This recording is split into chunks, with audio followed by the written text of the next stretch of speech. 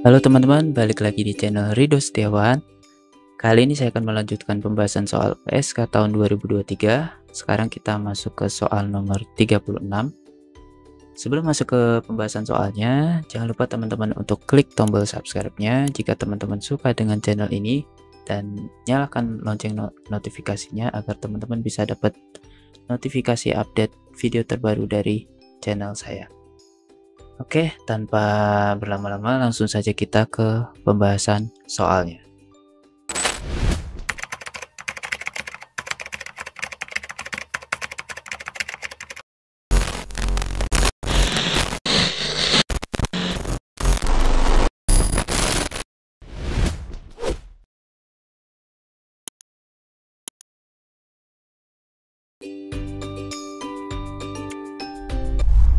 Oke, soal nomor 36. Di antara garam yang sukar larut di bawah ini, yang memiliki kelarutan molar terkecil dalam air pada temperatur 25 derajat Celcius adalah titik-titik. Caranya bagaimana? Nah, teman-teman, untuk menghitung nilai kelarutan dalam air, teman-teman bisa gunakan rumus S sama dengan akar pangkat dari X plus Y KSP per X pangkat X kali Y pangkat Y. Nah, akan tapi di soal ini biar lebih cepat, teman-teman bisa sederhanakan aja perhitungannya dengan cara bandingin nilai akar KSP pangkat X plus Y-nya. Dan supaya lebih cepat lagi dalam perhitungannya, teman-teman bisa tinggal hitung saja 10 pangkat minusnya dari nilai KSP-nya. Jadi nanti 10 pangkat minus berapa dari KSP-nya kita bagi dengan nilai X plus Y-nya. Jadi pangkatnya kita bagi. Nah, maka nanti kelarutan yang paling kecil ketika pangkat dari 10-nya itu nilai minusnya itu sangat besar. Maka kita bisa cari satu persatu. Untuk jawaban yang A, senyawanya Ag3PO4. Nilai X-nya 3, jumlah kationnya 3, jumlah anionnya yaitu anion PO4 jumlahnya 1. Berarti X plus Y-nya 4.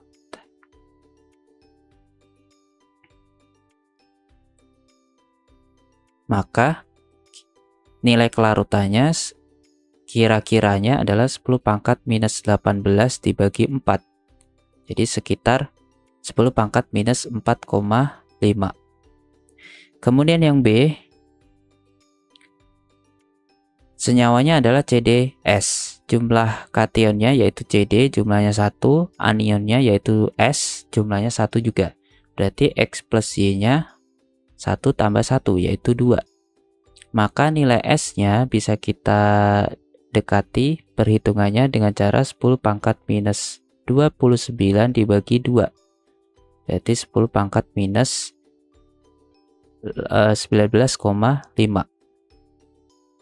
Kemudian jawaban yang C, senyawanya adalah SnOH3. Jumlah kationnya yaitu jumlah dari Sn 1, jumlah anionnya 3. Anion OH.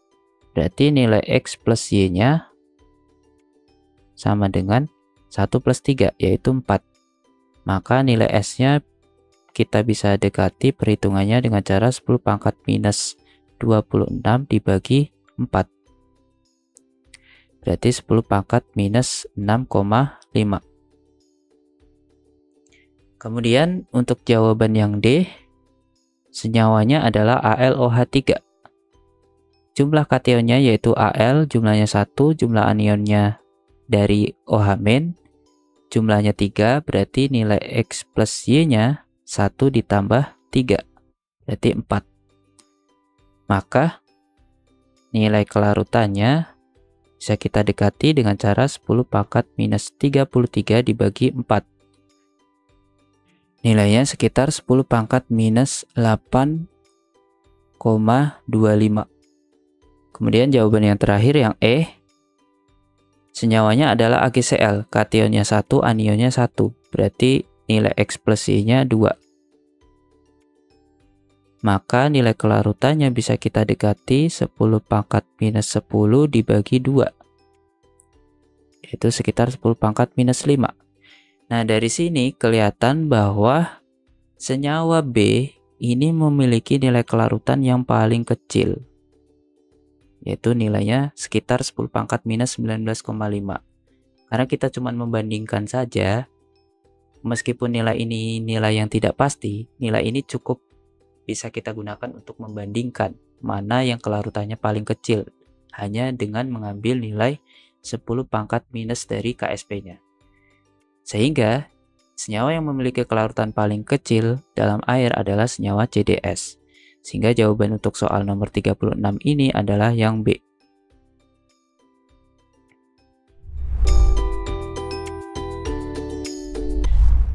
Baik, kita lanjutkan soal nomor 37. 3 larutan berbeda yang semuanya tidak berwarna. Larutan A, B, dan C diidentifikasi secara kualitatif.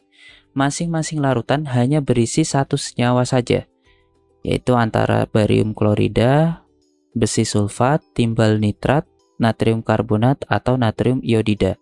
Untuk mengidentifikasi senyawa dalam sampel, 2 larutan dicampurkan secara berurutan dan diperoleh hasil dalam tabel berikut. Ini hasil endapan yang diperoleh. Hasil identifikasi yang tepat berikut ini adalah titik-titik. Caranya bagaimana? Pertama, teman-teman perhatikan bahwa ketiga larutan A, B, dan C semuanya tidak berwarna. Larutan dari FeSO4, larutan dari besi 2+, itu warnanya hijau.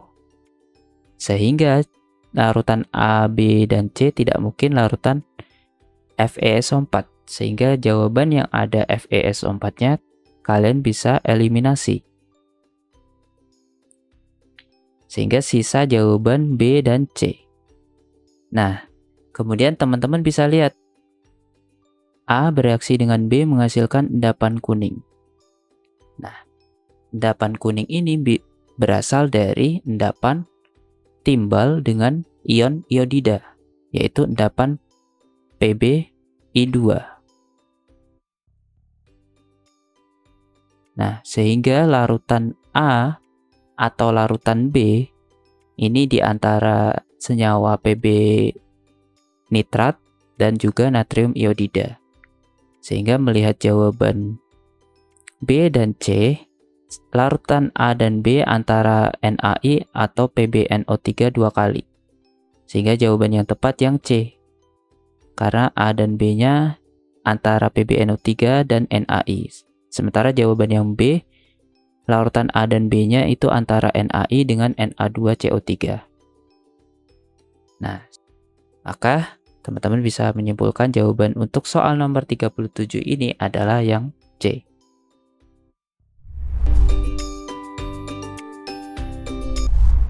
Baik, soal berikutnya nomor 38. Di antara senyawa berikut yang merupakan produk utama dari reaksi antara 2-bromo-2-metilbutana dengan natrium etunida adalah titik-titik. Caranya bagaimana? Yang pertama, struktur dari 2-bromo-2-metilbutana itu sebagai berikut. Jadi rantai utamanya rantai butana, terus ada cabang metil di nomor 2 dan ada cabang Br di nomor 2. Strukturnya kurang lebih seperti ini. Senyawa 2-bromo-2-metilbutana termasuk senyawa halogen tersier. Nah, jika kita mengambil referensi dari buku Solomon, di sini ada tabel rangkuman persaingan antara SN1, SN2, E1, dan E2. Nah, karena senyawa alkil halida yang direaksikan adalah senyawa alkil halida tersier, maka kita gunakan rangkuman yang tersier ini. Nah, untuk senyawa alkil halida tersier, reaksi yang mungkin terjadi antara SN1 atau eliminasi 1 atau bisa juga eliminasi 2. Tidak mungkin terjadi reaksi SN2. Nah, dari sini reaksi eliminasi 2 itu bisa terjadi ketika reagen yang digunakan adalah reagen basa kuat. Sementara reaksi SN1 atau eliminasi 1 itu bisa terjadi ketika reagen yang digunakan itu basa lemah dan menggunakan pelarut yang bisa mensolvolisis senyawa alkil halidanya sehingga terjadi mekanisme SN1 atau eliminasi 1, di mana ketika temperaturnya rendah maka reaksi cenderung melalui mekanisme SN1, tapi ketika temperaturnya cukup tinggi reaksi cenderung melalui mekanisme E1. Jadi intinya apa? Reaksi yang menggunakan reagen basa kuat akan cenderung mengalami reaksi eliminasi 2. Tapi kalau basa yang digunakan basa lemah, maka cenderung mengalami reaksi antara SN1 atau eliminasi 1. Nah, jika kita bandingkan kebasaan dari etunida, teman-teman bisa lihat di sini, sifat keasaman dari alkuna itu lebih lemah daripada keasaman air maupun alkohol. Sehingga basa konjugasinya, sifat basanya lebih kuat. Sesuai teori asam basa Bronsted-Lowry. Jadi sifat kebasaan anion etunida itu lebih kuat daripada basa dari alkohol maupun basa dari H2O. Sehingga karena anion etunida itu basa yang lebih kuat dari basa alkohol, maka reaksi di soal ini lebih cenderung ke arah mekanisme E2. Sehingga produk utama untuk reaksi di soal ini adalah produk eliminasi 2. Maka bisa kita tuliskan reaksi yang terjadi dari 2-bromo-2-metil-butana bereaksi dengan anion etunida akan terjadi reaksi eliminasi kedua, di mana mekanismenya anion etunida akan mengambil hidrogen di posisi beta ini, lalu berubah menjadi ikatan rangkap 2 ke sini, lalu Br-nya lepas. Sehingga produk utama yang dihasilkan adalah seperti berikut. Dan senyawa anion etunidanya berubah menjadi etuna. Sehingga jawaban untuk soal nomor 38, produk utama yang dihasilkan adalah produk nomor 4. Sehingga jawaban yang tepat adalah yang D.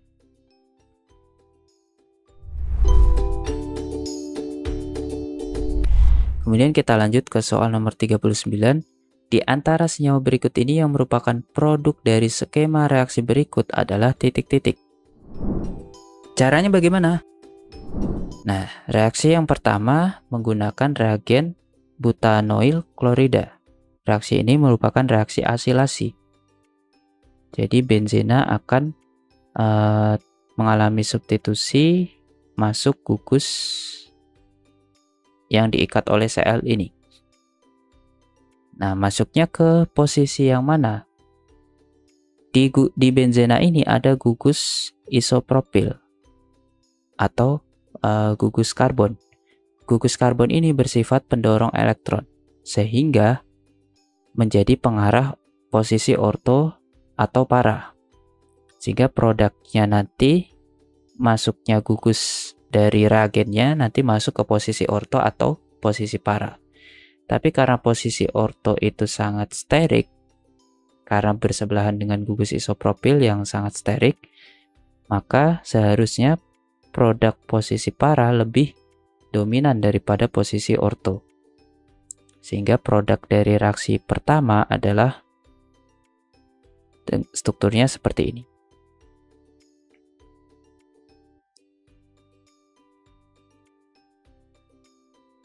Ini produk reaksi pertama. Kemudian reaksi yang kedua menggunakan reagen amina. Nah, senyawa amina ketika bertemu dengan gugus karbonil, maka akan terjadi reaksi adisi nukleofilik. Sehingga nanti dihasilkan produknya seperti ini.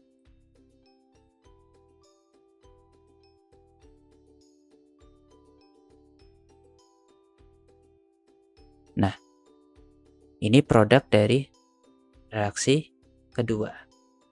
Reaksi dengan reagen yang ketiga ini LiBH3CN, ini fungsinya sebagai reduktor. Sama seperti LiAlH4, sama seperti NaBH4, fungsinya untuk mereduksi. Lalu siapa yang direduksi? Yang direduksi adalah gugus rangkap 2C dengan N atau gugus imina. Gugus iminanya akan direduksi sehingga menghasilkan produk seperti ini.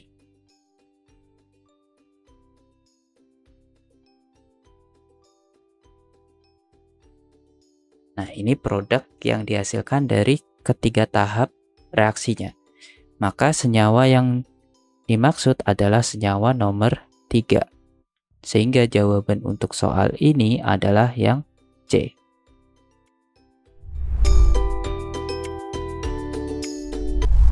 Kemudian berikutnya soal nomor 40. Histidin merupakan salah satu asam amino penyusun protein. Struktur histidin ditunjukkan oleh gambar di bawah ini. Jumlah ikatan sigma dan PEB pada histidin secara berturut-turut adalah titik-titik. Caranya bagaimana? Nah, kalau kita gambar ulang struktur dari histidin dengan semua ikatannya kita gambar, nanti kurang lebih jadi seperti ini.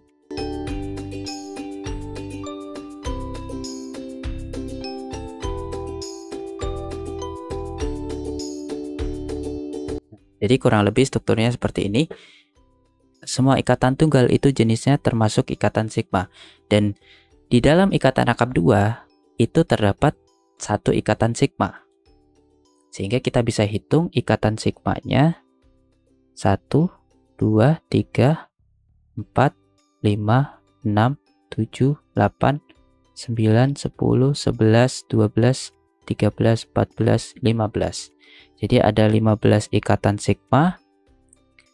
Lalu untuk jumlah PEB-nya, yang memiliki PEB di sini yang pertama oksigen, ada 1 oksigen, ada 2 PEB.